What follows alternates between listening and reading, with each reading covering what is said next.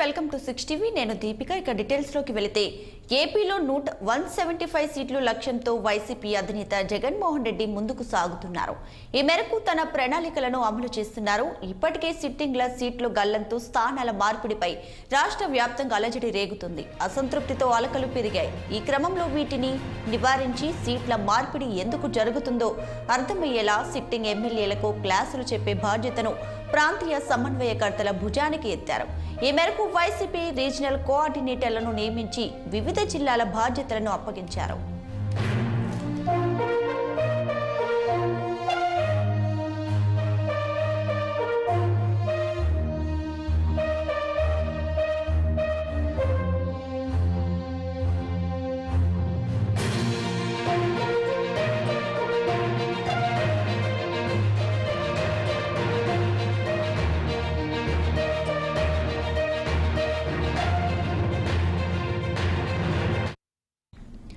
ఇక శ్రీకాకుళం, మన్యం జిల్లాలకు మంత్రి బొత్స సత్యనారాయణ, విశాఖపట్నం, అనకాపల్లి, విజయనగరం, అల్లూరి సీతారామరాజు జిల్లాలకు వైవి సుబ్బారెడ్డికి బాధ్యతలు అప్పగించారు.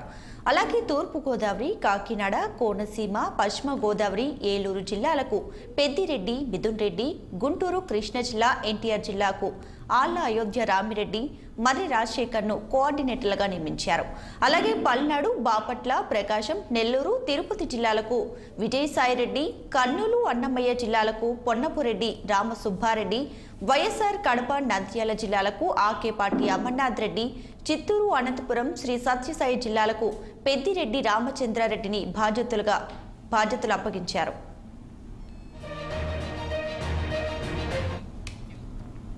ఇక దీనిపై మరింత సమాచారాన్ని మా విజయవాడ ప్రతినిధి కృష్ణ అందిస్తారు ఫోన్లో. కృష్ణ, చెప్పండి, ఏపీలో వైసీపీ అధిష్టానం నియమించిన కోఆర్డినేటర్ల పాత్ర ఎలా ఉండబోతుంది? దీపిక, ఆంధ్రప్రదేశ్ లో రాజకీయాల్లో అయితే రోజు రోజుకి రాజకీయాలకు హీటెక్కిందని చెప్పాలి. ప్రస్తుతానికి ఆంధ్రప్రదేశ్ ముఖ్యమంత్రి తీసుకున్న ప్రతి నిర్ణయం కూడా చాలా కొన్ని చోట్ల వివాదాస్పదంగా మారుతుంది. కొన్ని చోట్ల అయితే టెన్షన్ వాతావరణం. స్థానికంగా ఉన్నటువంటి 175 నియోజకవర్గాల్లో వైఎస్ఆర్సీపీ శ్రేణులంతా కూడా సీఎంఓ నుంచి ఫోన్ వస్తే ఉరికిపోయిన పరిస్థితి అయితే ఇక్కడైతే ప్రస్తుతం నెలకొందని చెప్పాలి. తాజాగా తీసుకున్నది 175 సీట్లు 175 గెలవాలని లక్ష్యంతో వైఎస్ జగన్మోహన్ రెడ్డి తీసుకున్న నిర్ణయాల్లో అయితే వైఎస్ఆర్ శ్రేణులతో ఒక విస్మయానికి గురి చేస్తుందని చెప్పాలి. ప్రధానంగా చూసుకున్నట్లయితే కొంతమంది అభ్యర్థులు అయితే అలకత్వం అల్పాన్పై ఎక్కినట్లు కనిపిస్తుంది. కొంతమంది వైఎస్ఆర్ కాంగ్రెస్ పార్టీకి వ్యతిరేకంగా తన కలం ఎప్పుతూ పార్టీలు మారే పరిస్థితుల్లో కూడా ఇక్కడ ఆంధ్రప్రదేశ్ లో పెద్ద ఎత్తున నెలకొన్నాయని చెప్పాలి. ఈ నేపథ్యంలో ఈ జగన్మోహన్ రెడ్డి తీసుకున్న నిర్ణయాలను కట్టడి చేయాలి. ఈ నిర్ణయాలకి అందరూ కూడా ఇబ్బందుల్లో గడప దాటుకుంటున్న విషయంతో జగన్మోహన్ రెడ్డి అయితే ఈ బాధ్యతని 8 మందిని ఏదైతే వైఎస్ఆర్ కాంగ్రెస్ పార్టీ 8 మంది ఒక రీజనల్ కోఆర్డినేటర్ అయితే నియమించినట్టుగా మనకి తాజాగా అయితే అప్డేట్స్ వస్తున్నాయి. ప్రధానంగా తీసుకుంటే ఈ 8 మంది కూడా ఎవరికైతే టికెట్లు నిరాకరించారో లేకపోతే స్థానచలనం కలిగిందో వీరందరినీ కూడా పిలిచి ఈ 8 మంది రీజనల్ కోఆర్డినేటర్ బుద్ధగించకుండా మాత్రం వీళ్ళు భుజానికి ఎత్తారు ముఖ్యమంత్రి అన్నట్టు చెప్పాలా. ప్రధానంగా తీసుకున్నట్లయితే ఈ 8 మంది కూడా బొత్స సత్యనారాయణ తీసుకుంటే ఇది పార్వతీపురం, మన్యం జిల్లా, ఇది శ్రీకాకుళం జిల్లా, ఈ 3 జిల్లాల్లో ఉన్నటువంటి ఎవరైతే ఉంటారో ఈ ఎమ్మెల్యేలందరూ బుద్ధగించకుండా అయితే బొత్స సత్యనారాయణ కట్టిస్తారు. అదేవిధంగా వైవి సుబ్బారెడ్డి విశాఖపట్నం, అనకాపల్లి, విజయనగరం, ఆలూరు జిల్లాలో ఉన్నటువంటి పాడేరు, అరకు, తర్వాత మిథున్ రెడ్డి తూర్పుగోదావరి జిల్లా, కాకినాడ, కోనసీమ, అల్లూరు సీతారామరాజు జిల్లాలో ఉన్నటువంటి రంపచోడవరం మరియు పశ్చిమ గోదావరి జిల్లా, ఏలూరు జిల్లాలు.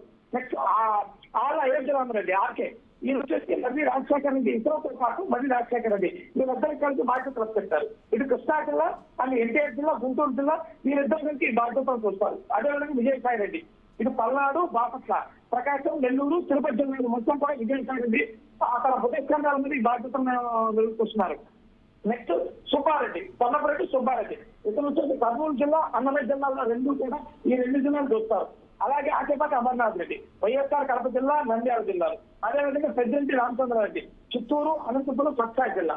ఈ వీటిగా 8 మంది కూడా ఏదైతే నూతనంగా బాధ్యతలు చేపట్టాలండి ఏదైతే రీజనల్ కోఆర్డినేటర్ ఉన్నారు వీరందరూ ప్రధానంగా తీసుకున్నట్టు ఎవరైతే ముఖ్యమంత్రి గారు తీసుకున్నటువంటి నిర్ణయానికి సీట్ల విషయంలో 170 స్థానాలు గెలవాలన్న సీట్ల విషయంలో వీరందరూ కూడా కొంతమంది సీట్లు నిరాకరించడం, కొంతమంది సీట్ల మార్పుల విషయంలో ఎవరైతే అలకపాంత ఎక్కారో, ఎవరైతే ముఖ్యమంత్రి కార్యాలయానికి ఫోన్ చేసినా కూడా రాకుండా ఉన్నారు, లేకపోతే ఎదురు తిరుగుతారో పార్టీకి అనే ఇవి వీళ్ళందరినీ కూడా పిలిచి ఈ 8 మంది కూడా బుద్ధగింపులు చేయడం కానీ 8 మందికి భరోసా ఇవ్వడం కానీ ఈ 8 మందికి రాబోయే రోజుల్లో మళ్ళీ ఎన్నికల్లో గెలిచిన తర్వాత వైఎస్ఆర్ కాంగ్రెస్ పార్టీ వీరికి ఎటువంటి బాధ్యతలు ఇస్తారనే విషయాన్ని కూడా ఈ 8 మంది తన బుద్ధస్కంధాల మీద వేసుకున్నట్లు మనకు ప్రధానంగా అయితే తెలుస్తున్నటువంటి దీపిక.